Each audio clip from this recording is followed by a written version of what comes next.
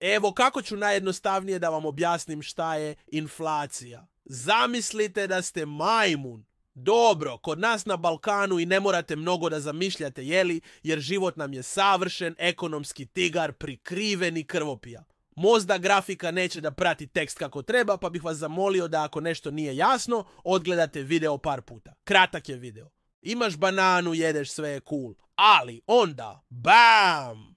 Neko odluči da napravi više banana. I sada imaš problem, ali ne sa bananom. Problem je mnogo veći, a rešavanje ovog problema, pa, to je prava majmunska nauka. Dajte mi nekoliko sekundi i objasnit ću vam šta je inflacija i kako ona u stvari radi.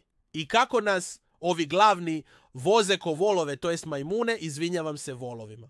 Ako majmuni imaju jednu bananu, ona je retka, banane su vredne, ali ako majmuni posade više banana, banane postaju uobičajene, a samim tim i manje vredne. Potražnja raste, ali inflacija raste, i ako majmuni traže više banana, a farmer banana i dalje proizvodi isto, cena banana raste jer su banane postale ređe.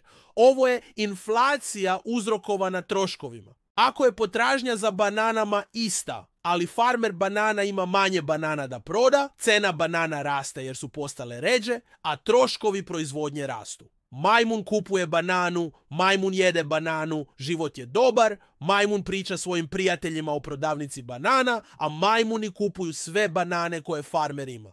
Farmer banana mora da posadi više stabala banana, ali seme banana postaje skuplje, pa farmer povećava cenu banana da pokrije troškove, što izaziva monetarnu inflaciju. Ako je potražnja za bananama ista i ponuda banana je ista, ali majmuni imaju više lišća nego obično da kupe banane, cena banana raste jer sada lišće više nije tako vredno kao pre, što dovodi do hiperinflacije. Cena banana raste, pa vlada majmuna odlučuje da stvori više lišća kako bi majmuni mogli da priušte banane, pa majmuni kupuju više banana, ali cena banana raste kako bi pratila potražnju, vladina politika nastavlja da stvara više lišća, ali cena banana raste da bi pratila povećanje potražnje. Na kraju, vlada majmuna spaljuje sva lišća i počinje da pravi štake kao novu valutu. Inflacija nije nužno loša za majmune. Ako količina lišća raste istim tempom kao i cena banana, majmun je srećan. Ako količina lišća raste, ali cena banana ostaje ista,